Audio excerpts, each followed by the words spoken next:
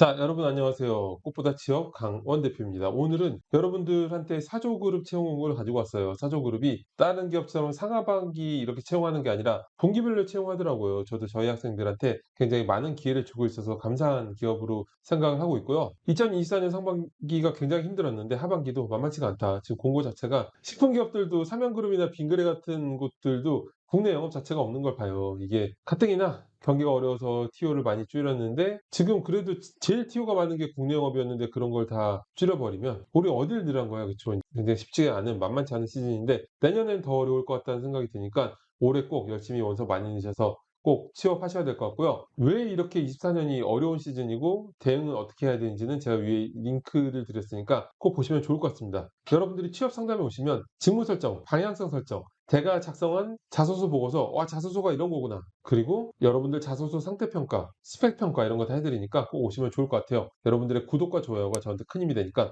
구독, 좋아요 꼭 부탁드리겠습니다. 사조가 동원 참치랑 예전에 제가 어릴 때는 사조 로하이 참치하고 동원 참치하고 같이 거의 뭐 박빙의 라이벌이었는데 요즘은 젊은 친구들은 사조 참치는 잘 모르고 동원만 아는 친구들이 굉장히 많더라고요. 자, 사조 이제 그룹 공채인데 사조 그룹은 1971년 참치 독항 사업으로 시작하였고 그 후에 사조 회표, 사조 대림, 사조 오양, 캐슬레스 골프장을 한 가족으로 맞이하였습니다. 사조 대림은 1945년 광복 이후 낙후된 수산업을 선진국 수준으로 향상시키겠다는 사명하에 서대양 주식회사로 첫 발을 내딛었어요. 이후에 수산 자원의 획득 및 가공업체로 꾸준히 성장을 지속했고 1964년 5월 수산 자원의 천연 수출을 계기로 외화 획득에 앞장섰으며 각종 냉동 냉장 식품을 개발 공급해서 이후에는 대림수산으로 사명을 변경했고 2006년에 사조그룹에 편입됐어요. 그래서 사조대림으로 개칭했습니다. 원래는 이제 사조대림 자체는 사조그룹 안에 있지는 않았습니다. 그래서 이렇게 보시면 될 것 같고요. 계속 이제 합격을 만들어내고 있고 이번에 어떤 지금 직무로 채용이 진행되고 있는가 굉장히 많이 뽑아줍니다. 너무 고마운 회사예요. 자, 일단은 사조 대림, 그리고 사조 오양, 사조 동화원 이렇게 채용을 하는데 직무가 굉장히 많아요. 기획, 경영관리, 구매, 원료 영업, 영업본부, 영업도 굉장히 종류가 많죠. 이렇게 많이 이제 진행을 하고 있는데 여러분들이 만약에 특정 지역에 거주하고 계시다면은 여기 대리점 영업 있죠. 여기 창원, 전주, 뭐 광주, 대전, 부산 있잖아요. 내가 지금 뭔가 특별히 수도권에서 꼭 살아야 된다 이런 욕심이 없다면은 내가 연고가 있다면 이렇게 지원하시는 게 꼭 사조뿐만 아니라 어느 회사든 은행이든 어디든 간에 훨씬 취업하기가 쉬워요. 그래서 이런 전략도 살펴보시는 것도 좋을 것 같고요.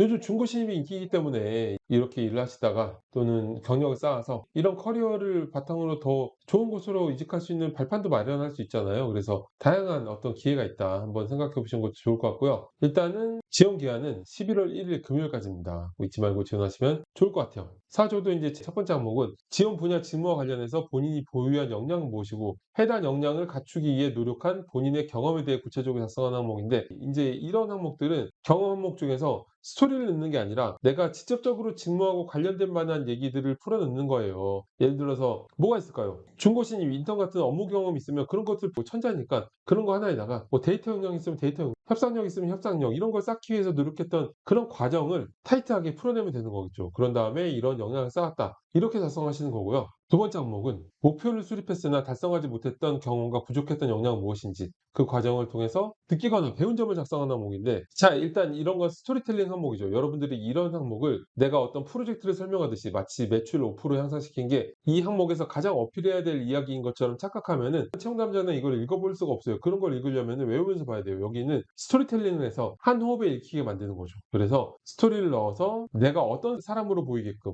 항목마다 요구되는 어떤 캐릭터적인 역량 이런 항목은 내가 어떤 사람인지를 보여주는 거다. 왜냐하면 여러분들이 일을 할 때 단순히 똑똑하고 업무만 잘하는 사람하고 일을 하고 싶은 게 아니잖아요. 그래서 어떤 사람인지를 보여주기 위해서 만든 항목인 거고 자, 그럼 스토리텔링의 효과적인 방법은 먼저 상황을 바로 제시해야 돼요. 그다음에 어떤 문제점 여러분들이 영화, 드라마, 웹툰 같은 스토리텔링을 볼 때 주인공이 어떤 문제점에 처했을 때 저걸 어떻게 해결할까라는 어떤 걱정을 하면서 그걸 끝까지 궁금증에 보게 되는 그런 힘이 있거든요. 스토리텔링의 중심은 문제점이 있어요. 문제점을 공감대 있게, 흡입력 있게, 임팩트 있게 작성하면은 그다음에 한 절반 이상을 여러분들이 문제를 해결하기 위해서 노력했던 그런 것들을 쓰면 되겠죠. 자, 그런데 여기서는 이제 마지막에 '내가 이거를 이루지 못했다.'라고 작성을 해야 되는 거예요. 그런데 인제 여러분들이 어떤 아이디어적인 부분이나 뭐 솔루션 이런 부분에서 느끼거나 배운 점을 작성하기보다는 이런 항목은 좀 발로 뛰는 열정이에요. 저희 꽃보다 취업 학생들 같은 경우에 마스터 자소서를 만들었잖아요. 거기에 살면서 힘들었던 경험을 작성하고서 결국에는 마지막에 인제 이루지 못했던 걸로 쪼끔 변형을 시키면은 이제 여러분들이 원하는 퀄리티가 나올 거고요. 자, 그리고 세 번째, 당사에 지원하게 된 동기와 입사 후 이루고 싶은 목표. 자, 천재인데 지원 동기하고 둘 다 적으래. 이거는 원래 지원 동기는 기업 지원 동기하고 직무 지원 동기가 있거든요. 근데 인제 이건 기업 지원 동기랑 포부만 작성하면 돼요. 왜냐하면 직무 지원 동기는 포부랑 좀 겹치는 게 있어요. 왜냐하면 입사 포부가 입사 후 나의 커리어 플랜을 직무 중심으로 쓰는 거기 때문에 이런 직무 커리어 플랜이 있으니까 당연히 이런 직무에 지원하고 싶은 거겠죠. 동기가 생긴 거잖아. 그래서 기업 지원 동기랑 입사 포부만 소제목으로 구분해서 작성하시면 되고요. 자, 지원 동기 작성하는 방법은 제가 위에 영상 링크로 드리는데 이거 꼭 보시면 지원 동기에 대해서는 완벽하게 이해를 하실 거예요. 꼭 보세요. 꼭 보시고 기업 지원 동기는 이제 진정성 있게 여러분들이 기업에 사랑 고백하는 거니까 이 영상 보시면서 참고하시면 좋을 것 같고, 직무 지원 동기는 직무에 대한 나의 관심도를 경험에 기반해서 풀어내는 거예요. 그리고 입사 포부는 여기서 직무 지원 동기 안 쓰죠. 입사 포부도 제가 위에 영상 드리니까 꼭 보셔서 입사 포부 이제 완벽하게 마스터하시면 좋을 것 같아요. 두 가지를 꼭 넣어야 돼요.